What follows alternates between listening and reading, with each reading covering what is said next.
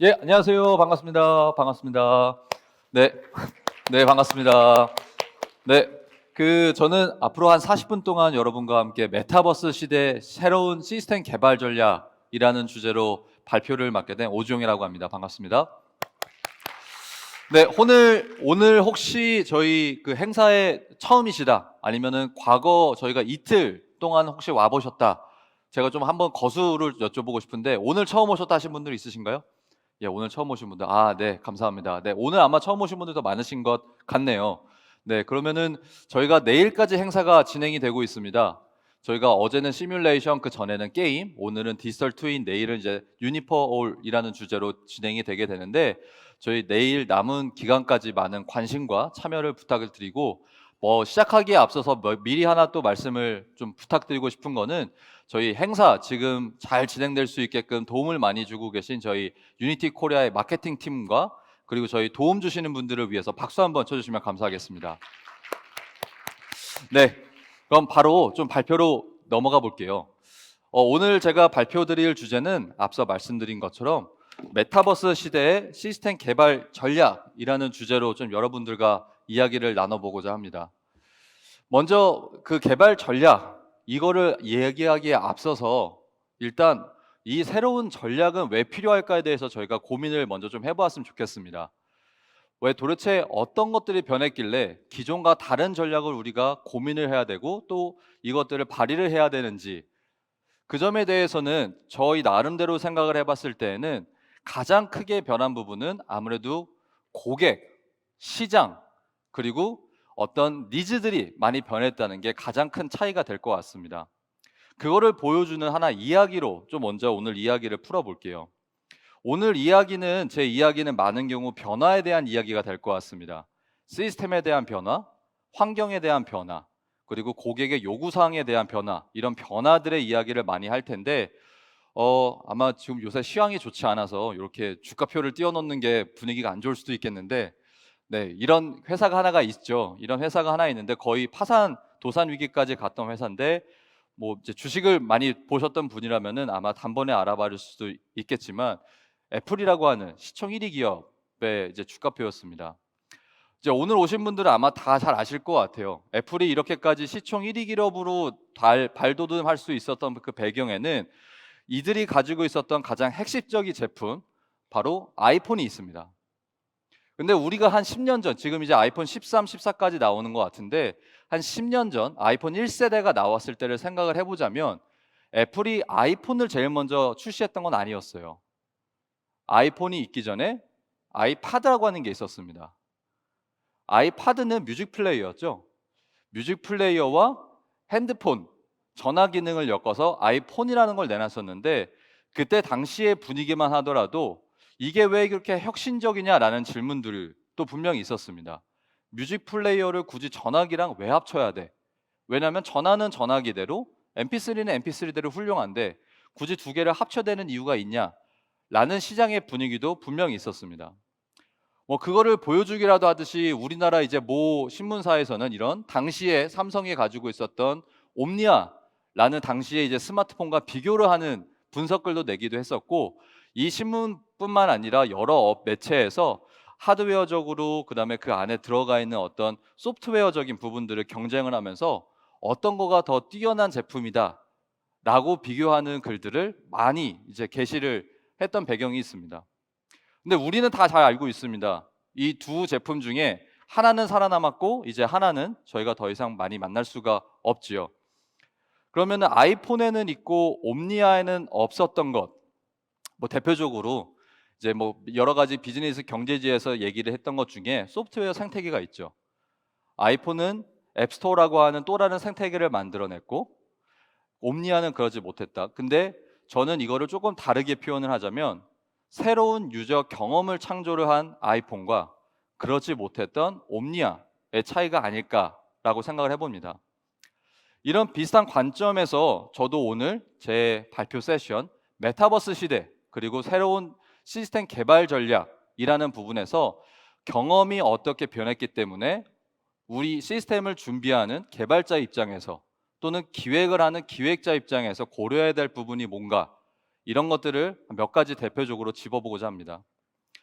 메타버스를 정의하는 부분은 여러 가지가 있겠지만 저는 이렇게 생각을 해요. 메타버스를 누군가는 디스럽티브 어떤 혁신이다, 아니면은 에코시스템을 바꾸는 그 변화의 요소다, 기술적 혁신이다라고 얘기를 하지만 앞에서 말씀드렸던 아이폰과 옴니아의 경우를 쭉 이어본다면 메타버스가 지금 오늘날 우리에게 던지는 가장 큰 질문은 새로운 유저 경험을 어떻게 설계하고 디자인해야 되는가, 거기에 대한 어떤 트렌드, 새로운 방향성을 이제는 제시를 하고 우리의 숙제로 지금 내던지고 있다고 생각을 합니다.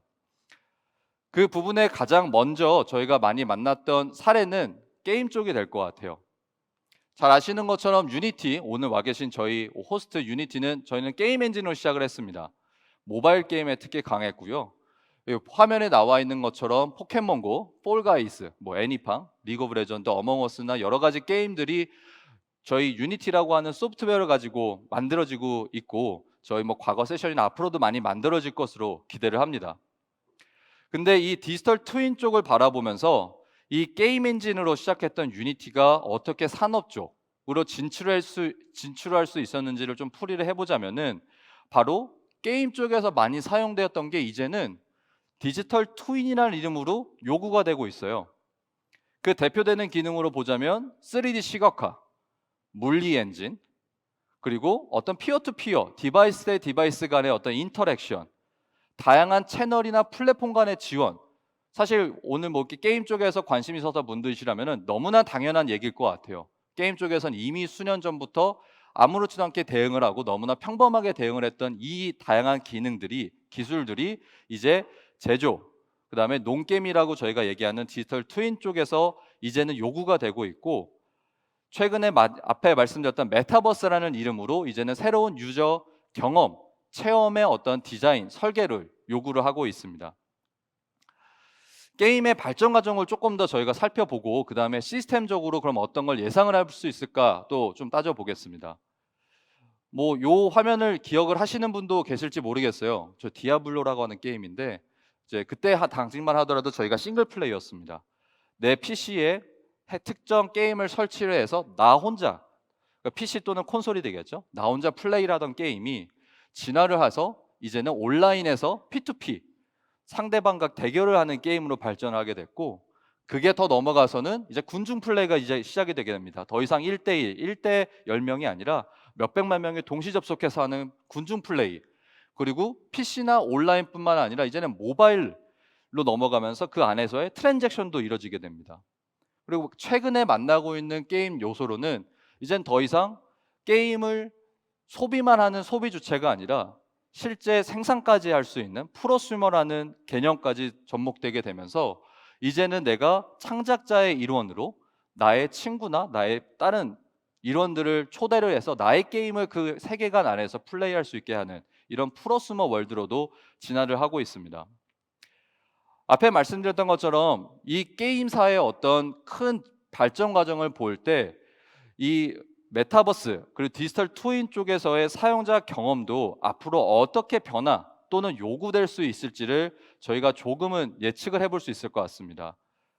각각 저희가 아마 고민하시는 시스템들이 다를 수는 있을 것 같아요. 어떤 부분에서 마케팅, 어떤 부분에서 세일즈, MES, PLM, 아니면 디자인, 엔지니어링, 이렇게 다른 부분들을 기획하고 고민하고 계실 수 있겠지만, 그 밑에서 동작을 해야 되는 기술 요소를 하나를 따져보자면 아마 이런 비슷한 진화 과정에서의 핵심적인 요소들이 또 접목이 될 수 있지 않을까 생각이 됩니다. 그래서 저희는 오늘 제 발표 주제, 메타버스 시대의 시스템 개발을 준비하실 때 고려해야 되는 3가지 특징을 다음과 같이 정리해서 좀 말씀을 드려보겠습니다. 첫 번째는 3DP, 3D 데이터 파이프라인. 두 번째는 유저 관점의 UX, UI.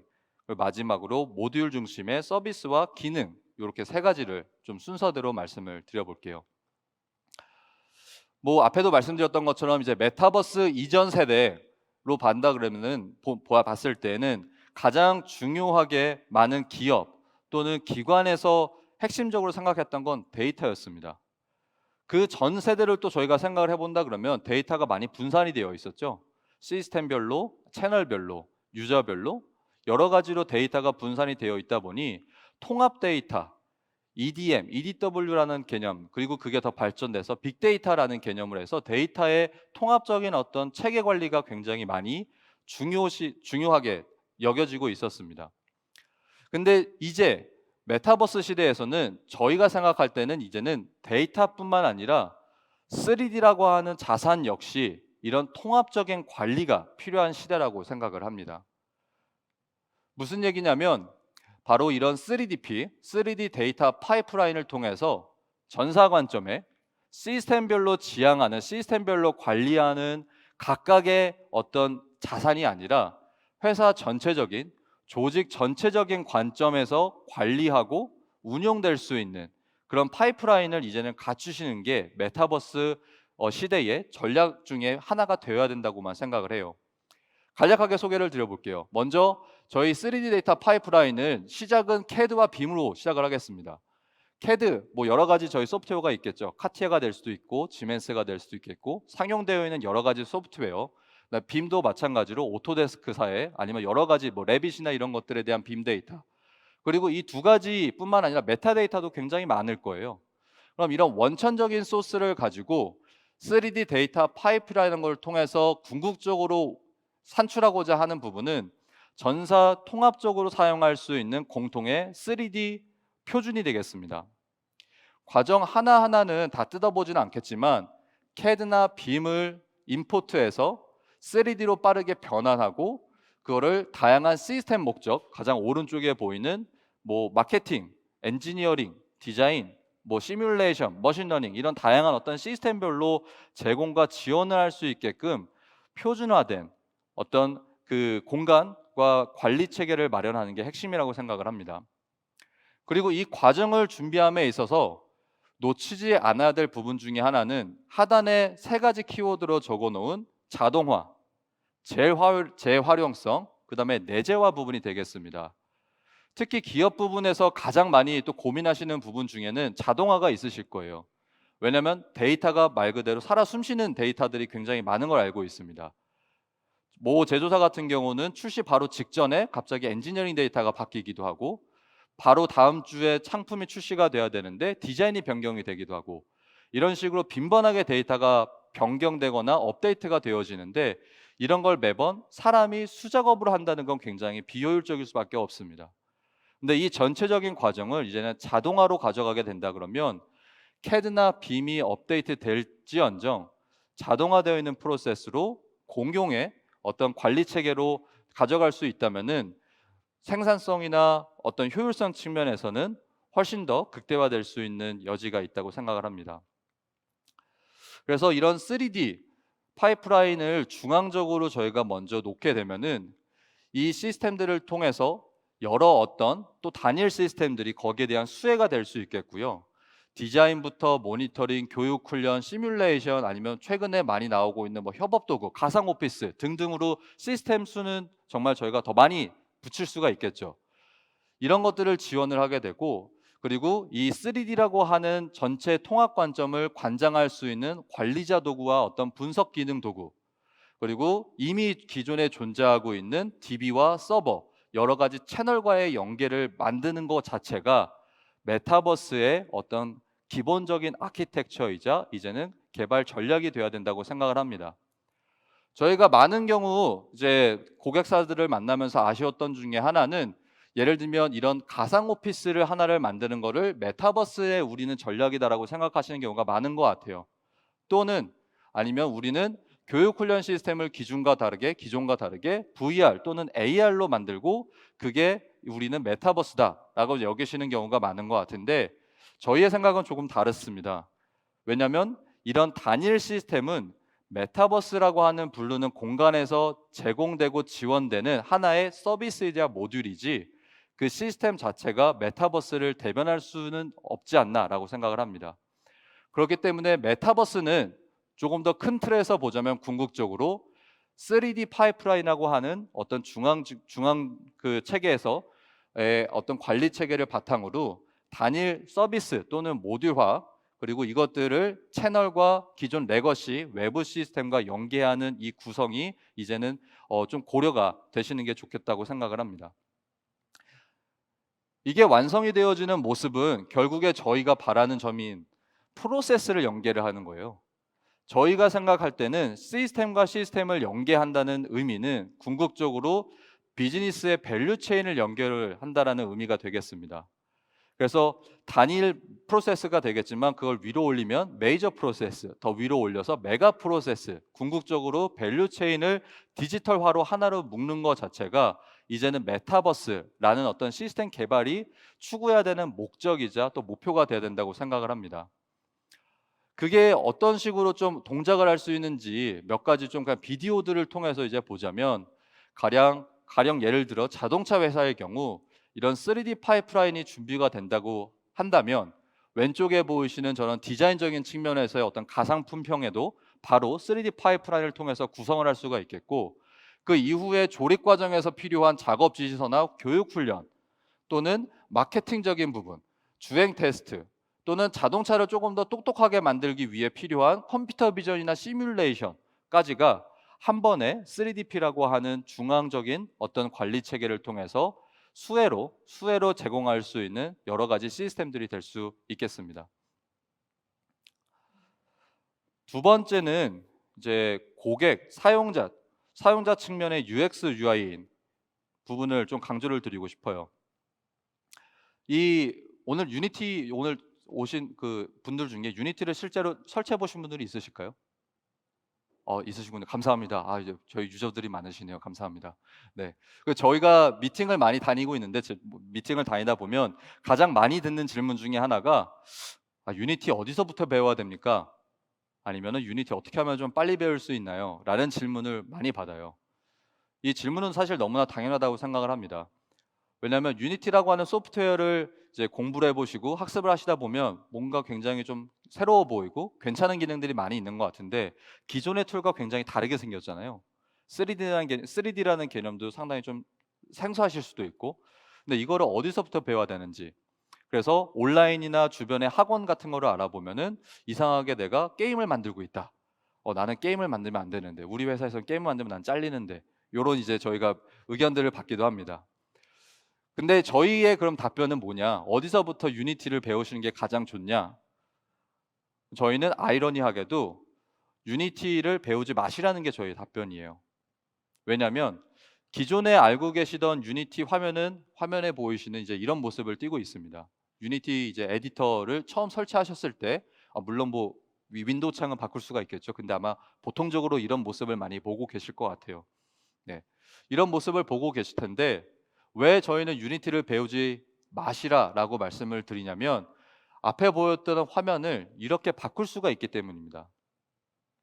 이렇게 바꾼 화면은 저희가 2년 전부터 일본에 있는 혼다라고 하는 자동차 회사와 함께 제작하고 있는 혼다의 엑스허브라고 하는 프로젝트의 이제 캡처 사진이 되겠습니다. 앞에 보여드렸던 사진과 가장 다른 차이점이라면은 저희 왼쪽 끝에 보이시는 저런 아이콘 도구화가 혼다 목적으로 제작이 된 걸 보실 수가 있으세요. 그리고 오른쪽에는 그 아이콘들에 따른 컨피규레이터 메뉴들, 숫자를 입력을 하거나 나중에는 여기다 마우스 바를 운영을 하거나, 그래서 쉽게 풀어 얘기하자면 유니티를 처음부터 배우지 않으시더라도 내 입맛에 맞게 유니티를 고쳐서 쓸 수가 있기 때문에 배우실 필요가 없다라고 말씀을 드리고 싶습니다. 실제 이제 구동되는 장면도 한번 좀 볼까요?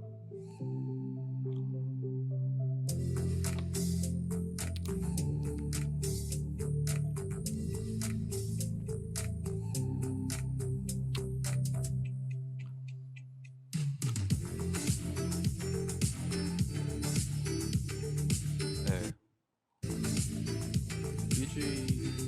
네. 네. 이게 혼다가 이 프로젝트를 의뢰를 한 배경도 보면 사실 굉장히 흡사해요. 뭐였냐면 혼다 디자인 센터에서 먼저 의뢰가 왔습니다. 근데 혼다 디자인 센터의 디자이너들이 유니티를 잘 몰라요. 기존의 마야, 맥스 이런 것들을 많이 쓰고 계셨던 분들인데 유니티를 가지고 가상의 도시를 만들어서 이런 자율주행 같은 거를 한번 우리가 해보고 싶다, 연구를 해보고 싶다. 근데 유니티를 어디서부터 배울지 모르겠다. 그래서 저희의 답변은 필요한 기능을 그냥 알려주세요. 그 필요한 기능들을 저희가 따로 도구와 아이콘으로 만들어 드리면 어떨까요? 라고 접근을 하게 되었습니다. 그럼 디자이너 입장에서도 C샵이나 어떤 프로그래밍 전혀 배경 지식이 없더라도 마우스를 클릭해서 가상의 도시를 만들어 보고 차량을 주행할 수 있는 웨이포인트를 설정을 해보고 카메라 씬을 자유자재로 돌려보고 이런 것들을 여러 이제 기능적으로 편리 기능을 제공을 하게 됨으로써 유니티를 배우지 않으시더라도 이 해당 툴을 가지고 원래 계획하셨던 프로젝트들을 수행을 할 수 있게 되었고, 본 프로젝트는 이 보고 계시는 화면에 보고 계시는 프로젝트를 시작으로 올해 3년 차까지 계속 고도화 프로젝트가 이어지고 있습니다. 가장 대표적인 기능이 지금 보고 계시는 것처럼 가상의 도시를 만들어야 되는데, 이런 타일맵 기능으로 예전에 저희가 심시티라고 하는 게임이 있었는데 이제 그런 게임처럼 그냥 버튼을 눌러서 도로들을 쭉 이어붙일 수 있게 하면 어떨까요? 굳이 프로그래밍을 하지 않더라도 이런 타일맵 정도는 버튼을 눌러서 만들 수는 있을 거라는 이제 생각에서 일종의 게이미피케이션 같은 정말 이렇게 사용하기 편한 UI, UX를 좀 많이 대거 적용을 하였습니다. 이렇게 저희가 좀 개발을 할 수 있는 그 배경에는 저희 유니티가 가지고 있는 나름의 이제 개발 방법론이 있습니다. 저희의 뭐 개발 방법론은 여타 어느 시스템 개발과 크게 다르진 않습니다. 뭐냐면 크게 보자면 일단 분석 과정을 거치고요. 그 다음에 개발 테스트 과정을 거치고 마지막에는 QC와 그 다음에 변화 관리, 안정화라는 과정을 거치게 됩니다. 아마 뭐 어느 기업이든 이 과정은 동일하실 거라고 생각은 돼요. 물론 시스템 범위와 이제 시스템 어떤 그 프로젝트 범위와 성격에 따라서 이게 애자일 방식으로 갈지 워터폴 방식으로 갈지 이런 조금 더 구체화적인 방법론들은 이 안에서 바뀌거나 조정될 수는 있지만 큰 흐름은 다르지는 않을 것 같습니다. 근데 앞에 말씀드렸던 이런 유저가 정말 사용할 수 있는 편의 기능들을 빼기 위해서, 편의 기능들을 식별하고 개발하기 위해서 저희 유니티가 조금 더 강조하는 부분은 노란색으로 마킹되어 있는 인비저닝이라고 하는 프로세스가 되겠습니다. 이 과정으로 봤을 때 아마 그 기간적으로 이제 만약에 이해를 하신다면 왠지 분석 앞부분이 가장 한 2개월, 뭐 개발 기간이 한 5개월에서 7개월, 뭐 마지막 부분이 다시 한 2개월 정도 되지 않을까. 뭔가 그 놓여 있는 그 타임라인 순으로 본다 그러면은 그런 그 어떤 그 이해를 가지실 수가 있는데, 저희는 이거를 역으로 우선순위, 중요도 순으로 표현을 한다 그러면 개발, 테스트, 뒤에 안정화 QC, QA 부분보다 오히려 분석이라는 부분이 굉장히 중요하다라는 거를 강조해서 말씀을 드리고 싶어요. 분석이 제대로만 되어 있다 그러면 이 분석이라고 하는 부분은 결국에 우리가 만들어야 되는 어떤 시스템 또는 그 시스템 안에서 구현되어져야 되는 기능들이 무엇이고 유저에 대한 체험이 무엇인지, UX와 UX가 어떻게 구성되어야 되는지 이런 디자인과 설계가 잘 되어만 있다라면 오히려 뒤에 후선적으로 따르는 개발이나 테스트, QC, QA 부분은 훨씬 더 안정적이고 온타임에 맞춰서 진행이 될 수 있다고 생각을 합니다. 이 인비전이라는 부분은 조금 더 설명을 드려보겠는데, 저희 유니티는 이 인비전이라는 부분에 대한 중요도를 굉장히 크게 많이 이렇게 느끼고 있습니다. 그래서 별도 저희는 이제 인비전이 워크숍이라는 과정도 운영을 하고 있어요. 그 목표로 보자면은 앞에 설명드렸던 이 시스템 또는 특정 어떤 프로젝트가 지향해야 되는 점은 무엇일지, 그리고 그 프로젝트가 또는 시스템이 나중에 사용되는 사용자는 누구일지, 그 사용자는 이 시스템을 통해서 가져가야 되는 비즈니스적 효과는 무엇일지, 이런 것들을 매우 좀 디테일하게 브레이크다운하고 정의하는 과정이 되겠습니다. 이런 것들을 정의하는 데 그치지는 않고 저희는 이것들을 오히려 유저 전이라는 관점에서 다시 좀 펼쳐서 그리게 됩니다. 예시적으로 오늘 같이 하나 좀 살펴볼게요. 인비저닝을 했던 최근의 사례 중에 하나입니다. 어떤 이제 대형 이제 발전소 이제 저희 그 고객사하고 진행을 했던 반데, 예를 들면 저희가 제일 먼저 시작하는 것 중에 하나는 페르소나 정의가 되겠습니다. 페르소나는 사용자라고 보시면 되겠어요. 그래서 특정 시스템에 대해서 사용자 그룹이 몇 그룹으로 나눠질까? 이거를 정의를 한다 보시면 되겠습니다. 이 특정 이 케이스에서 식별됐던 주 사용자는 세 그룹이 있었어요. 엘리자라고 부르는 오퍼레이션 매니저, 유진이라고 부르는 이제 엔지니어 쪽, 그다음에 마지막에 메인터넌스, 운영 보조 유수를 하는 아브라함까지 이렇게 크게 세 명의 페르소나가 정의가 되게 되면 어떤 시나리오에 따라서 특정 시스템이 이제 사용되고 콜라보레이션이 이루어질지를 정의를 하게 되는 과정입니다. 가령 예를 들어서 이제 엘리자가 출근을 했는데 오늘 관제 시스템 어떤 그 에너지 발전소에 대한 관제 시스템에 먼저 접속을 하게 되는 걸 저희가 상상을 해봤어요. 시스템에 로그인하고 들어가 봤더니 모든 화면들이 나이스하고 잘 돼 있는 것 같아요. 하단에는 이제 컬러로 표기가 돼서 모든 것들이 정상 작동하는 것도 보여주고 타임 프레임으로 돼서 오늘 지금 시점에 모든 것들이 온타임이 되고 있는 걸 보여주고 액티비티 로그 같은 것들을 띄워서 내가 오늘 수행해야 되는 또는 다음 주에 수행해야 되는 것들이 뭐가 있는지 이런 것들을 이제 띄워주는 이제 화면이 되겠죠. 근데 그러다가 갑자기 알람이 오게 됩니다. 현장에 뭐가 문제가 발생한 것 같아. 이런 걸 알람으로 띄워주게 되고 거기에 대한 팝업이 이제 상위에 뜨게 되죠. 그러면 해당 부분에 대해서 클릭을 눌렀더니 좀 더 디테일한 뷰가 뜨는 겁니다. 디테일하게 내용을 들어가 봤더니 안에 저 전선들이 지금 어느 정도의 킬로와트 수가 못 미치고 있어. 이대로 가게 되면 에너지 발전 소비량이 얼마큼 증가하거나 어떤 위험까지가 나올 것 같아. 이제 거기에 대한 이제 내용들을 이 시스템에서 먼저 확인을 하고 그럼 엘리자베스는 유진한테 연락을 하게 되겠죠. 이 지금 내가 이런 알람을 받았는데 지금 같이 접속해서 봐줄 수 있을까? 그러면은 유진은 엘리자베스랑 동시에 접속을 해서 해당 화면에 대해서 확인을 하고 어떤 데이터가 혹시 잘못된 건 없는지, 혹시 설비물 쪽에서 지금 바로 나가야 될 부분은 없는지 이런 부분들을 의견 공유를 이루어지게 됩니다. 그 이후에는 이제 현장에 있는 에브라함한테 연락을 해서 이 지역에 지금 뭐가 좀 오류가 날 거라고 알람이 오고 있으니 가서 확인을 해줘라고 모바일로 전송을 하게 되고 그 모바일에서 보여줘야 되는 어떤 화면들 그리고 거기에 대한 메시지들은 무엇인지 이런 것들이 이제 정의를 하게 됩니다.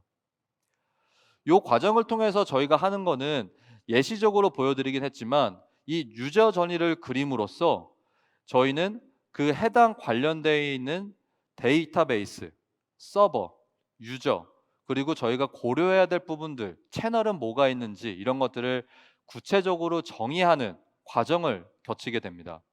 하나의 시나리오로 보여드렸지만 앞에 말씀드렸던 엘리자베스가 유진과 아브라함한테까지 그 연락하는 그 하나의 시나리오만 가지더라도 우리가 연락을 해야 될 게 아니면 연계를 해야 될 게 뭐 PLM도 있어야 될 것 같고 봄도 있어야 될 것 같고 그다음에 이메일이나 뭔가 메신저 창도 연결을 해야 될 것 같고 여러 가지 데이터들이 아까 보여줘야 되는데 액티비티를 보여주려면 그럼 우리가 유저 DB하고도 연결해야 될 것 같은데 이런 생각들을 질문과 토의를 통해서 이 해당 시스템이 나중에 궁극적으로는 어느 위치에 어느 시스템들과 레거시 시스템들과 통신 연계가 돼야 되는지를 정의하는 과정이라고 보시면 되겠어요.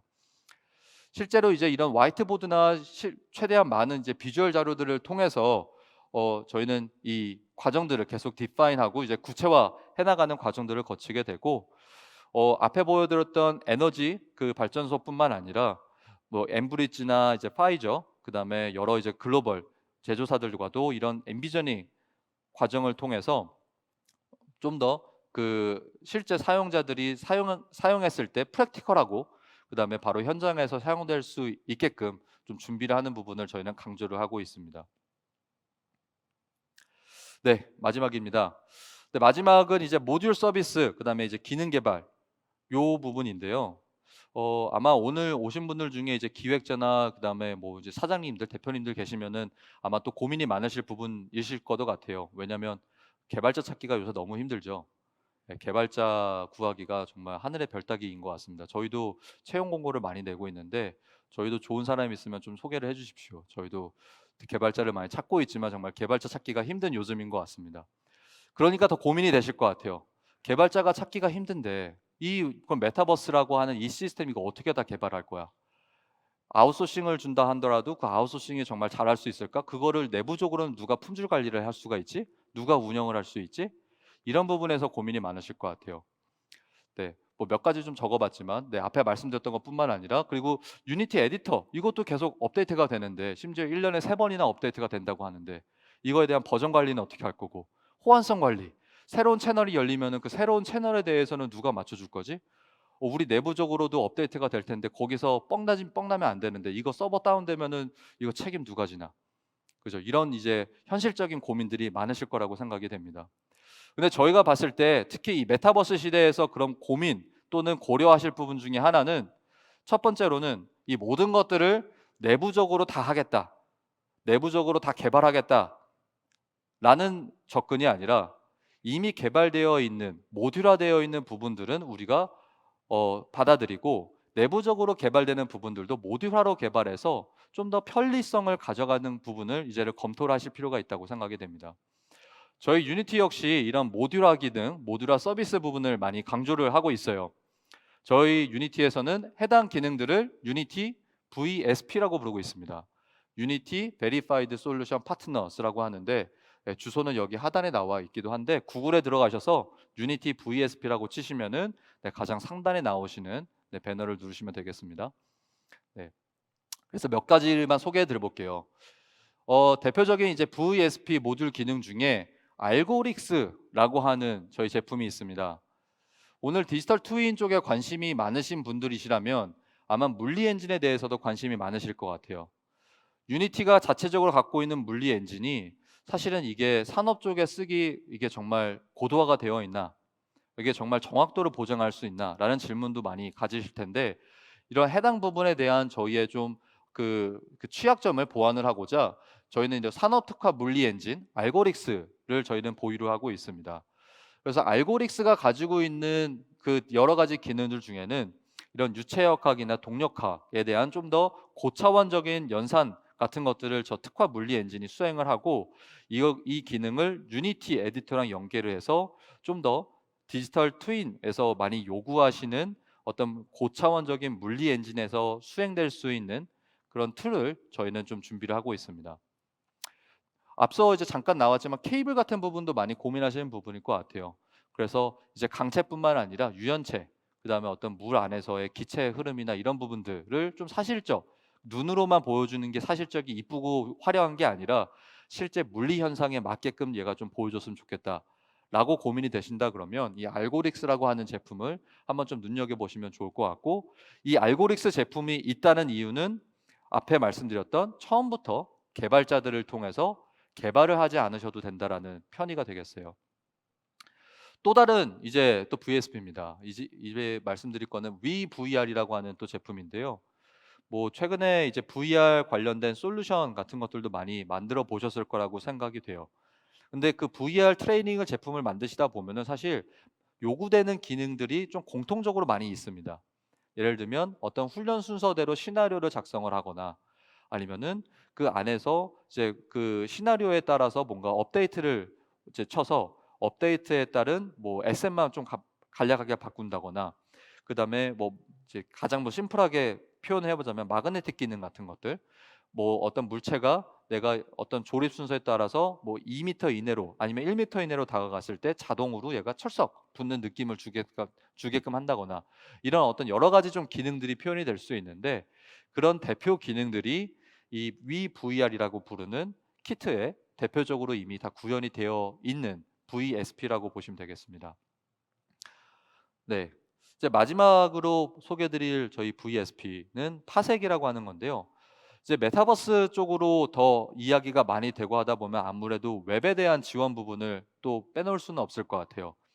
클라이언트 베이스에서 동작하는 거를 이제는 모바일 또는 태블릿에서도 봐야 되고 그뿐만 아니라 이게 앞으로 더 확대를 한다 그러면은 웹 서비스에 대해서도 동일한 어떤 고민을 가지고 계실 것 같은데 파색은 저희 유니티가 가지고 있는 이 워크스테이션에서 동작하는 거를 웹 기반으로 스트리밍 해주는 굉장히 최적화되어 있는 솔루션이라고 보시면 되겠습니다.